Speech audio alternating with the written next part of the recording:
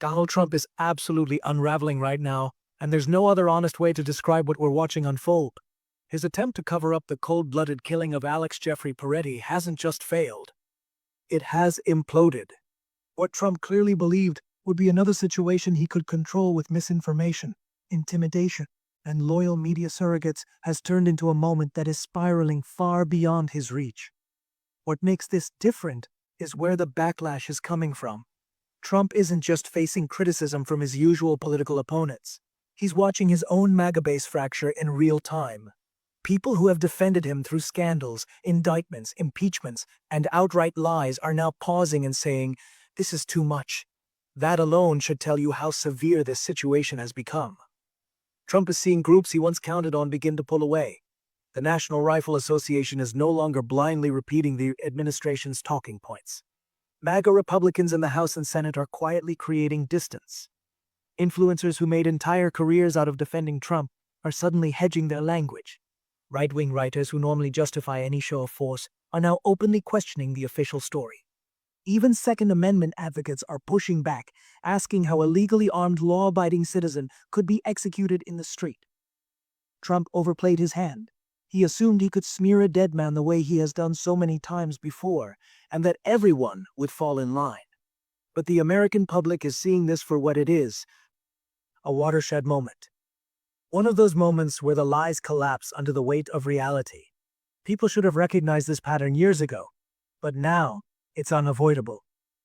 Alex Jeffrey Peretti should be alive today. Instead, he was killed while exercising his most basic constitutional rights. Alex was attending a peaceful protest in Minneapolis. There was no riot. There was no armed confrontation. There was no justification for violence.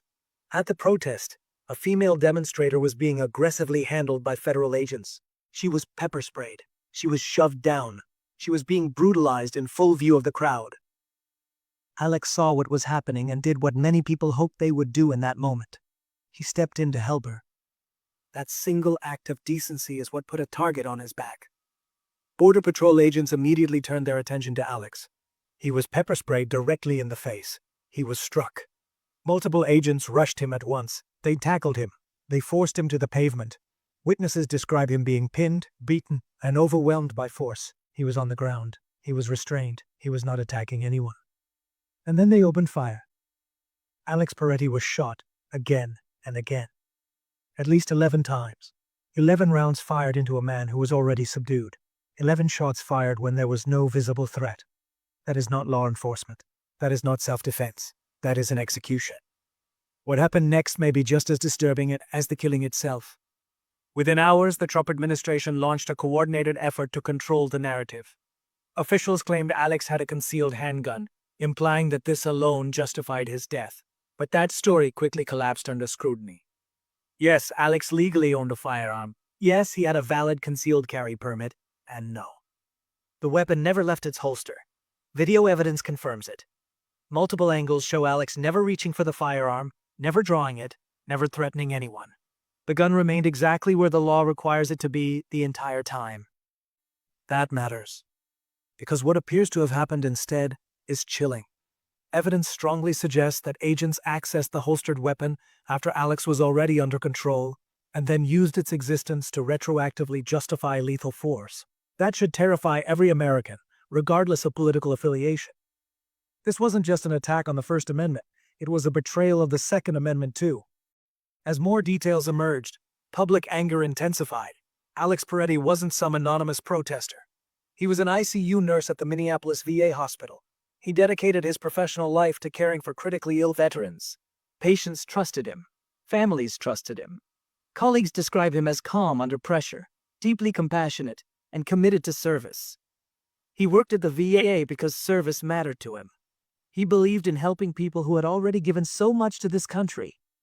Outside of work, he was an outdoorsman, a dog dad, and someone deeply interested in science and medicine.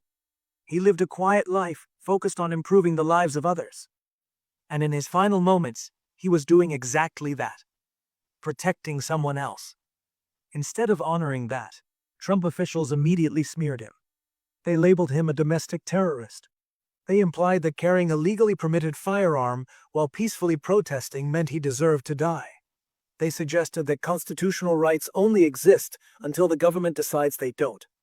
That argument shocked people across the political spectrum. The backlash didn't stop at U.S. borders. Internationally, this killing has intensified criticism of the United States. People abroad are openly questioning whether it's safe to visit America at all. Movements calling for boycotts of U.S.-hosted international events are gaining traction. The perception forming overseas is dangerous. Peaceful people can be brutalized or killed by federal agents without accountability. And all of this is happening while Trump continues to alienate allies, insult foreign leaders, and destabilize global relationships. Within days, he threatened massive tariffs against Canada, mocked its leadership, and dismissed the sacrifices of NATO allies, further isolating the United States on the world stage. Inside Washington, the pressure is mounting. Republican leadership overseeing Homeland Security has demanded testimony from ICE and Border Patrol officials. Even lawmakers who usually defend aggressive enforcement are now calling for answers. On the Democratic side, public pressure is forcing action. Lawmakers who were previously considering additional funding for the Department of Homeland Security are now backing away. Chuck Schumer publicly stated that what happened in Minnesota is appalling and unacceptable, signaling that funding will not move forward without accountability. Alexandria Ocasio-Cortez echoed that message, crediting public organizing and sustained pressure for shifting the political landscape. Grassroots action mattered, public outrage mattered. But while politicians issue statements and agencies scramble to protect themselves, one thing remains painfully clear. The Trump administration did not expect this reaction. They did not expect resistance from their own base. They did not expect international backlash. And they did not expect the story to keep expanding instead of disappearing.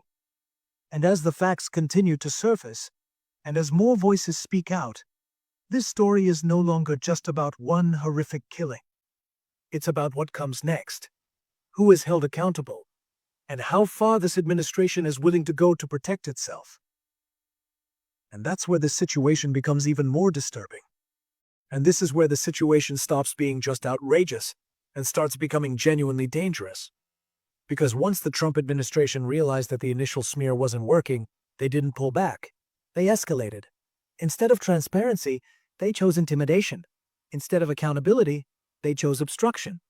And instead of allowing the truth to come out naturally, they began actively blocking anyone who might expose it. Federal agencies refused to cooperate with local authorities. Evidence was locked down. Access was denied. Even the FBI was kept at arm's length. State and local law enforcement in Minnesota were effectively frozen out of an investigation that happened on their own streets. That alone should raise alarm bells for anyone who believes in the rule of law. The message was unmistakable. This investigation belongs to us, and only us. But the more they tried to seal things off, the worse it looked. Prosecutors in Hennepin County had no choice but to file a lawsuit demanding immediate access to federal evidence connected to the killing. They made it clear that under the 10th Amendment, states have a constitutional responsibility to investigate crimes that occur within their jurisdiction. Federal agencies do not get to override that simply because they don't like the optics. And yet, that is exactly what they tried to do. This wasn't the first time either. The same pattern has appeared in other cases involving ICE and Border Patrol. Federal force is used. Someone dies. Agencies close ranks. Evidence disappears behind a wall of secrecy. And accountability never comes unless the public forces it. That's why this case keeps growing instead of fading. Medical professionals across the country have spoken out. Nurses, doctors, veterans, and patients are sharing who Alex Peretti actually was. They are describing a man who showed up early, stayed late, and treated people with dignity when they were at their most vulnerable. They are describing someone who chose one of the hardest jobs in medicine and did it not for money or recognition, but because he believed it mattered. Colleagues have talked about casual conversations between patients, plans for bike rides, jokes exchanged in hospital hallways. Normal human moments that are now gone forever. Veterans who were treated by Alex's unit have spoken about the respect and care he showed them. Families have talked about how he comforted their loved ones during their final hours. This is who was killed. And then came the statement from his family. A statement that cut through all the noise. They described their heartbreak, but also their anger. They explained that Alex's final act was protecting a woman who had been pushed to the ground. They pointed out what the video clearly shows. Alex holding his phone, one hand raised, unarmed, being pepper sprayed while trying to shield someone else. They called the lies told by the administration reprehensible and disgusting. And they asked the public to do one thing: tell the truth. That plea resonated. Because at this point, the video doesn't lie. The facts don't lie. And no amount of spin can change what people can see with their own eyes. Yet even after all of that, Trump allies continued doubling down. Senior officials went on social media calling Alex a terrorist. Official government accounts amplified those claims. Influencers repeated talking points without evidence. The White House itself pushed images and captions designed to inflame rather than inform. But cracks began forming even there. Conservative commentators started breaking ranks. Writers at right-wing outlets admitted the official narrative made no sense. Podcasters who rarely criticized Trump openly said they didn't see how he wins this one. Even people who have spent years glorifying aggressive law enforcement began acknowledging that this case crossed line. Some went further, calling it a watershed moment in American history. One of those moments where everyone says, if this doesn't change anything, nothing ever will. Comparisons were made to past national tragedies that shocked the conscience and then quietly faded without reform. And that comparison alone tells you how serious this is. Meanwhile, the international reaction continued to build. Abroad, people are openly questioning why anyone would travel to the United States for major events.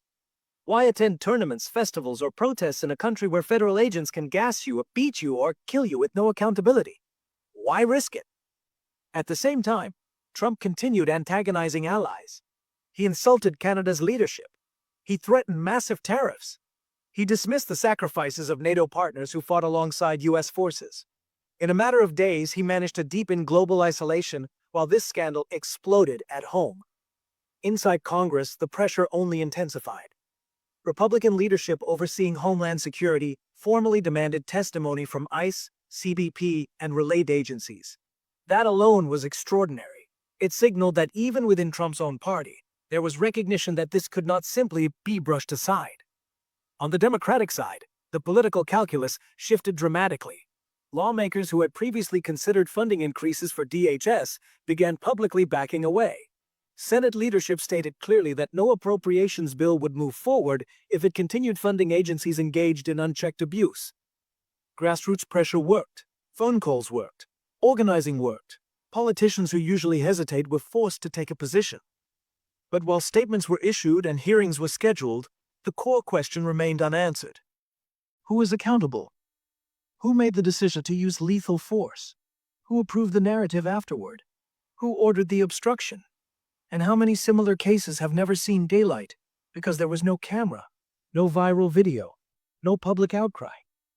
That is the question haunting this entire situation.